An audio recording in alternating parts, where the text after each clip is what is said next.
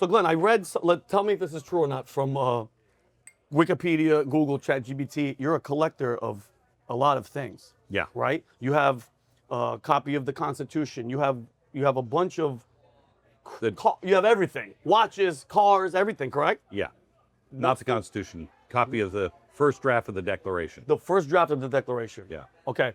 Wow. Why? No, that's pretty freaking wild. What's the one thing, Glenn, let's just say you and your family are all in the car, you're leaving forever. The house, everything. What's the one thing that you have that you would not be, like, you'd be like, hey, listen, I'm taking this. I have to, that's coming with me. That's one of your collectibles.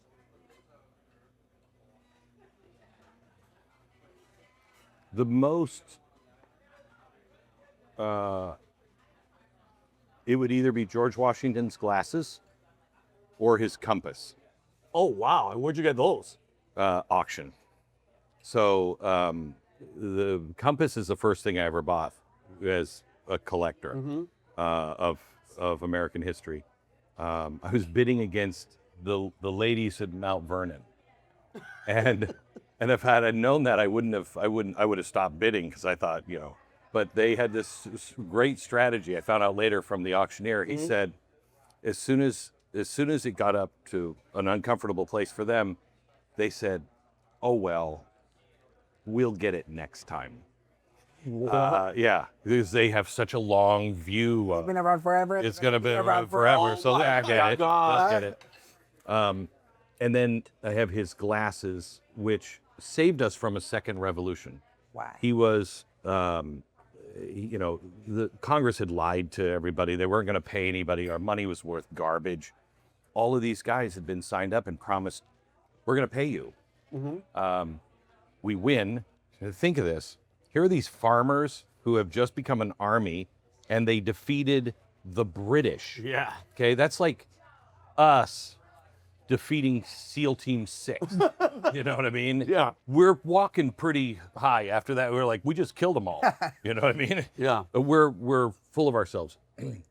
So they say we're not gonna be able to pay. They go to Washington and say, dude, this is dishonorable. They have to pay.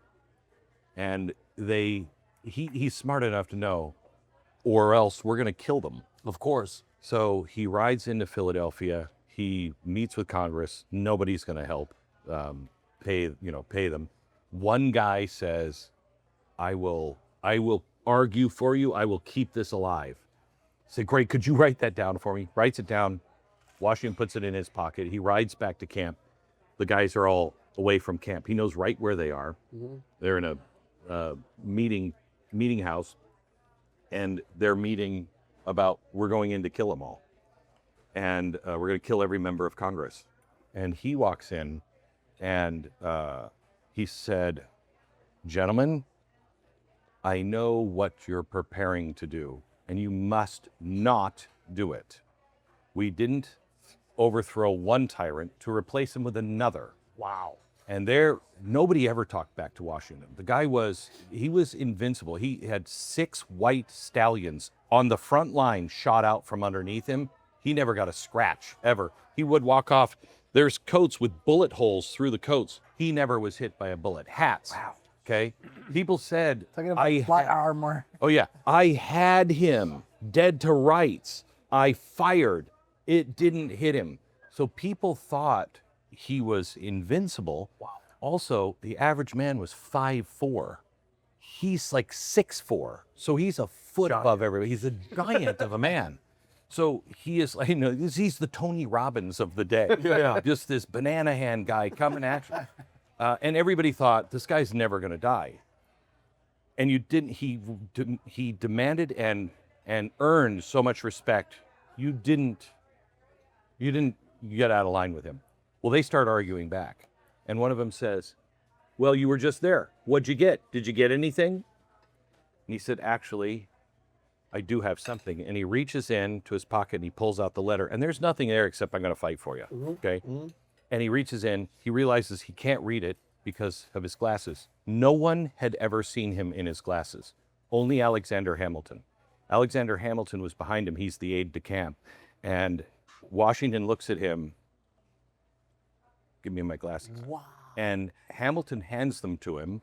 Like, are you sure? Because he did not want to be seen as weak. Not weak at all. Yeah, and so he hands them to him. He takes them out. He puts them on.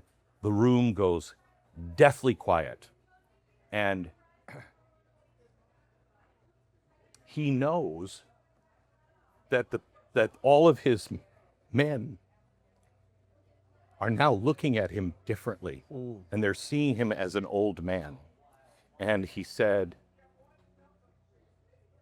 I am sorry, but my eyes have grown dim, weak, and weary in the service of my country. He can barely finish the sentence. They're all crying. He takes the glasses off, hands them to Hamilton, walks out. No second revolution. Wow. That's probably what I would grab. Wow. Wow. Glenn. That is. They're so powerful. You come to the vault sometime, you got to hold I'm there. It's amazing. Holy. His compass, he got it when he was 13. So he was a surveyor. He made maps, okay? So he had his compass his whole life. When you hold it in your hand, if you have big hands like he had, your thumb goes in a certain place in the compass, and there's a divot where I can't prove this, but I believe that's where he had this compass his whole life. He had it on every battlefield. He had it when he was 13. The day before he died, he was using it, okay, to survey his own land. And you know when you hold something in your hand, you're thinking you just naturally do this? Yeah. Okay? I think that's what it is. And you hold it in your hand, you put your thumb, it just falls right there. Oh, wow. So you just feel it. I mean, it's like this connection to him, like you just don't ever get. Wow. What a piece of history. So you have both. You have both Yeah. in a vault. Yeah. Wow. Yeah. Glenn. And I'm over here thinking in my head, I'm like, I'd grab a Pokemon Charizard card and just run out the house. This is history. What are you gonna say? What's up, Rob? I have a question. Where did you learn where did your love for history come from, and where did you learn how to tell a story? Because there's only a few times, I told Vinny this before we did this podcast, there's only a few times in my life where I've seen my father cry. It was when my dog died when I was 12, and it's the weirdest thing, but one day I came home from school, I was in high school, and my dad is watching your show on Fox News, and tears. And to this day, he denies that it happened, but I know. But the way that you told a story could move a person who has no attachment to that story. So where did your love of history come from? And then how did you learn to tell such a powerful story when you tell them? So I'm sobering up. I didn't like history at all. It was boring. Memorize dates and names. Boring.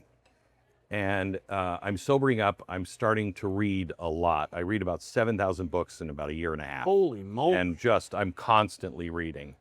And I happen to be reading a book that contains the diary of Christopher Columbus. The story of Columbus getting here is incredible. Incredible. In his own words, what happened. I mean, he gets into God's favor, he loses God's favor, in God's favor, loses God's favor, and God is responding both ways with him. It's an incredible story. So I start to read the stories behind everything. I'm like, this is great. I get in the car, I'm picking my kids up from school, and we get in the car, and I said, so what are you guys learning in history? Or what did you study today? Oh, it's history today. What'd you learn in history? Where's 1492, the ocean blue, and they were bored. Yeah. Okay. And I said, no. Let me tell you the story of Columbus. And so I told them the story. Every day I'd pick them up. I'd tell them the story that I was learning about Columbus. Both of them majored in history. Wow. And they hated history. It's the story, and it's intentionally been taken out. But our stories, both good and bad. I mean, my daughter, when she went to college, she did not take American history. She said, Dad, you're so red, white, and blue. You think all American history is just all great. Mm-hmm. I said, no, I don't. But I hadn't concentrated on that with her. I had concentrated on filling in the gaps that they weren't getting. And I realized what a mistake that is, because then they think you don't know that history. So telling the bad side is just as important. Mm-hmm. So I collect dark, dark stuff. Dark stuff. I have both of them. I can outdo any college professor. You're a rookie. You think the United States did some bad things? You're a rookie. And I have the evidence to back it up. But now you tell me good stories about America, which I also have the evidence to back up. Okay? They can't do it. You have to know and teach both sides. So she said, you know, you don't know bad stuff. So I dedicated myself for her to learn all of the bad stuff. And that just took me just down this road of just loving American history and having a good sense of the good and the bad on it. And storytelling, my grandfather, he was the greatest storyteller ever. Like, would he sit you guys around and like, No, we don't know. My grandfather is such a good storyteller, and he was a con man too. I mean, he could, oh, really? oh, God, he was great though. He was great. And he would always say, let me tell you a story. This is absolutely true, verified by my grandmother. And when we tell a story about my grandfather, we always have to check with grandma. And if grandma isn't available, then we have to remember, do you remember hearing grandmother say from the other room, Edward? Because that was like, stop telling those lies, okay? But one time they went to the state fair, the Iowa State Fair. My mom was very small. This is in the 1940s. And my grandfather wanted to be the first in the fair, first in, first out. We don't have to stand in line for anything. We're not gonna have to wait for the cars. Parks the car, they go in, they have a great time. My grandmother is like, he's like, get up, get up, get up, get up, let's go, let's go, let's go, let's go. She's not happy about it. They go in, they get out. He gets into the car and he realizes they've packed him in behind and there's a ditch in front of the car. And my grandmother goes, happy, Edward? Glad we were here first? Okay. And my grandfather, all he said was, and if he would say this to you, you knew trouble was coming. He would just go, keep still. Meaning, do not deny the reality that I'm about to shovel, okay? And he looks and he says, keep still. He gets out of the car, and half an hour later, he comes out with like 10 big guys, okay? He had a Packard. Have you seen a Packard? Yeah. Okay, big cars. Yeah. Before he left, he said, keep still to my grandmother, and then he took a sweater and put it under her blouse. Then he said, keep still. So now she's got like a sweater baby that she's about to give birth to. He gets the 10 guys, they come out, and they lift the car up over the ditch, okay, to get him out. Why we couldn't call an ambulance, I don't know, okay? But lift the car over the ditch, set it down, and my grandmother said she could only just look straight ahead because there was this one guy who was like, don't worry, ma'am, we're gonna get you there. We're gonna get you there. And she was just horrified. My grandfather, they're driving away, and my grandmother's like, that is the most reprehensible thing I've seen you do yet. And he said, what? Yeah. We're going home. We didn't have to wait. Yeah. And they all felt they did a very good deed. Everyone wins. Wow.